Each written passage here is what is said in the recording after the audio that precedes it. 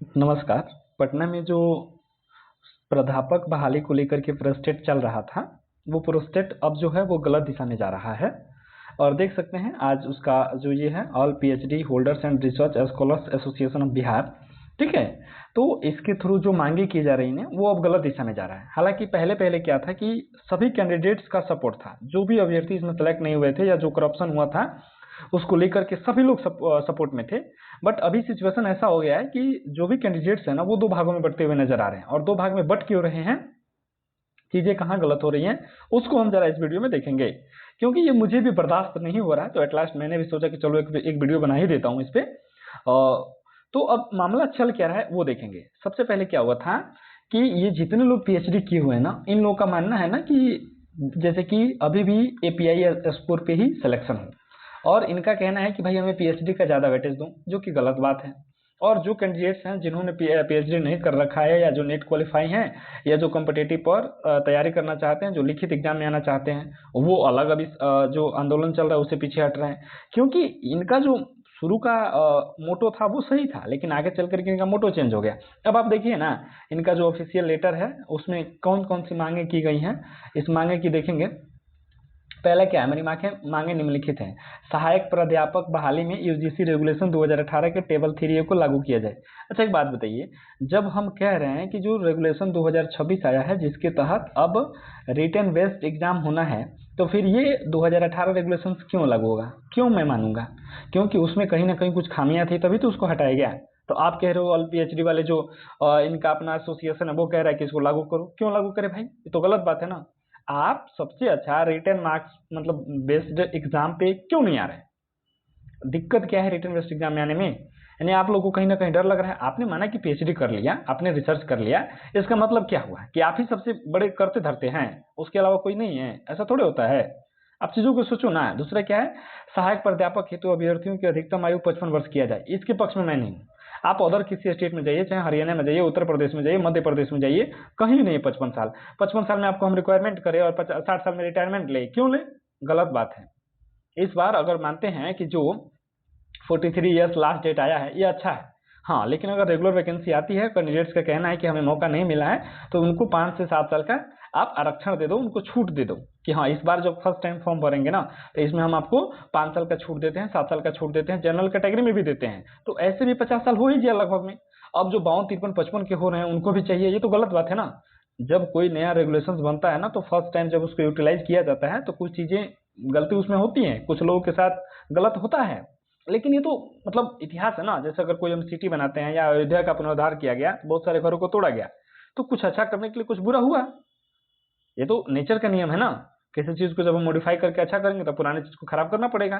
तो भाई हो सकता है कि उसी नियम कानून के बली वो लोग चढ़ जाएं जिनका उम्र 53, 54, 55 हो रहा है। लेकिन ये कहाँ से तर्कसंगत है कि 55 साल दिया जाए? आयोग का यही काम रह गया कि 55 में भर्ती करे, 50, 60 में रिटायर करे। ये इसके पक्ष में नहीं है। 43 दे दे, और हाँ इस बार जब फर्स्ट बार रेगुलर वैकेंसी आ रही है उसमें 5 से 7 उनको छूट दे दे, ठीक है। अगला क्या है कि बिहार के विश्वविद्यालयों में सहायक प्राध्यापक बहाली को अस्थायी और नियमित की जाए। बिल्कुल सच बात है, इसके पक्ष में मैं हूँ, कोई दिक्कत नहीं, किया जाए। अगला क्या है, सहायक प्राध्यापक बहाली में डोमिसाइल नीति को लागू किया जाए। देखिए क्या ये जो लोग हैं, जो अभ्यर्थी, हम अपने हित की बात कर रहे हैं, लेकिन सरकार ऐसा कभी नहीं करेगी। इसलिए नहीं करेगी क्योंकि बहुत सारे अदर स्टेट में बिहार के लोग बहुत सारे रोजगार में इन्वॉल्व हैं, ठीक है। तो अगर ऐसा करती है बिहार सरकार तो एक गलत मैसेज जाएगा अन्य स्टेट में, और उससे थोड़ा सा बिहारियों को प्रभावित होगा। इसलिए ऐसा नहीं होगा। हालांकि सरकार चाहे तो इसका कोई दूसरा तरीका निकाल सकती है, जैसे कि कुछ कुछ रेगुलेशन, नियम, नीति बना करके सेम चीजें तो वही रहेंगी, बट तरीका थोड़ा सा अलग रहेगा, बट डोमिसाइल तो लागू नहीं करेगी। अगला क्या है, बिहार के विश्वविद्यालयों और महाविद्यालयों में स्वायत्तता का हनन बंद किया जाए, ठीक है। ये चीज है। हालांकि पहले क्या था कि जो यूनिवर्सिटी वगैरह थे वो स्वतंत्र थे और वो लोग चुनाव वगैरह लड़ सकते थे, सारी चीजें। लेकिन बिहार सरकार अभी कुछ दिन पहले एक अधिनियम ला करके राज्यों, जो भी यूनिवर्सिटी है ना, उसका कंट्रोल जो है ना अपने हाथों में लेना चाहती है।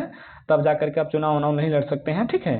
बेकायदे उनका ट्रांसफर वगैरह सारा काम जो है, जो कि पहले यूजीसी देखता था, अब वो यूजीसी के अंतर्गत, सॉरी, बिहार राज्य के गवर्नर देखते थे, अब वो नहीं, अब बिहार सरकार के अंतर्गत आ जाएगा, ठीक है।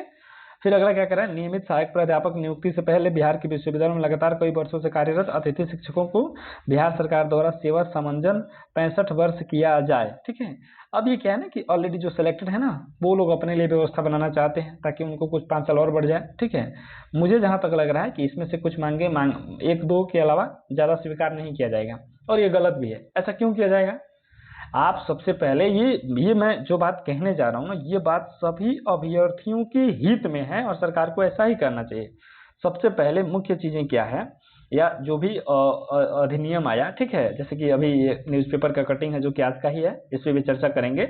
इससे पहले थोड़ा सा इस चीज को समझते हैं। जैसे क्या है, जहां तक मानना है, या अदर स्टेट को देख लेते हैं।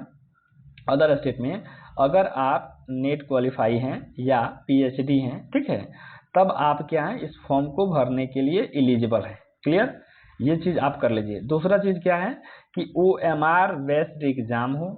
इससे फायदा क्या होगा, क्योंकि जो भी कैंडिडेट्स होंगे उनका मूल्यांकन पारदर्शी एवं न्यायपूर्ण तरीके से होगा, इसलिए OMR बेस्ड होना चाहिए, रिटन बेस्ड नहीं होना चाहिए, क्योंकि उसमें भी करप्शन आ जाएगा। जो 10 नंबर के क्वेश्चन होंगे, जो अपने पसंदीदा कैंडिडेट होंगे उनको 8 नंबर मिलेगा, और जो पसंदीदा कैंडिडेट नहीं होगा उसको 2 नंबर मिलेगा, वहां भी पक्षपात हो जाएगा। और तो और जो इंटरव्यू है ना, उसका वेटेज कम हो, इंटरव्यू मात्र 10 मार्क्स का हो, क्योंकि इंटरव्यू ज्यादा रहेगा। क्योंकि इसी बार 12 नंबर का ही था, उसमें बहुत सारा करप्शन हुआ, क्योंकि जितने BHU के हिंदी डिपार्टमेंट के प्रोफेसर थे जो इंटरव्यू पैनल में शामिल थे, अपने अंदर जो रिसर्चर थे या जो उनके अंदर PhD कर रहे थे, वैसे सारे कैंडिडेट्स का वो सिलेक्शन किए कि 12 नंबर में 10-10 नंबर दिया गया।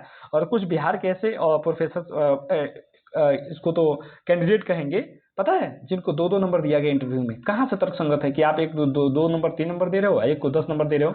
कहीं से तर्कसंगत है? ऐसी भी चीजें देखने को सामने मिली हैं। तो मैं तो कहूंगा कि ये चीज नहीं होना चाहिए, मैक्सिमम 10 मार्क्स का होना चाहिए। क्योंकि अगर कोई रिटर्न में अच्छा करता है तो इंटरव्यू में भले उसके साथ कितना भी पक्षपात कर ले, लेकिन उसके मेरिट को कोई रोक नहीं सके। लेकिन अगर OMR पे नहीं हुआ, फिर प्रॉब्लम जरूर आएगा।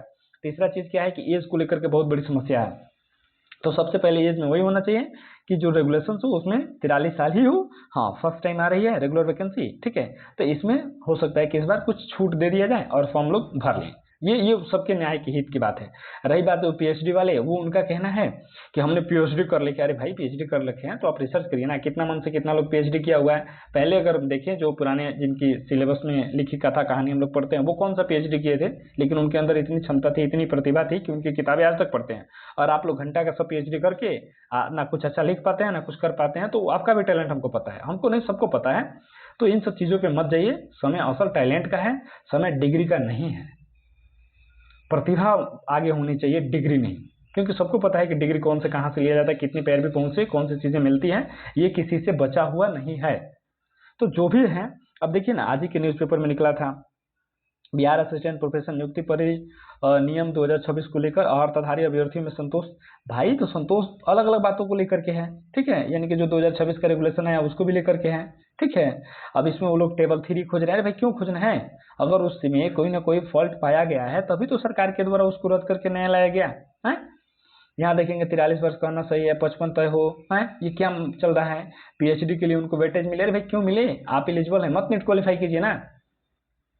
अच्छा, API का आप क्यों करना? API का मतलब ही क्या है? API का कोई मतलब नहीं है। अब रिटर्न बेस होना चाहिए।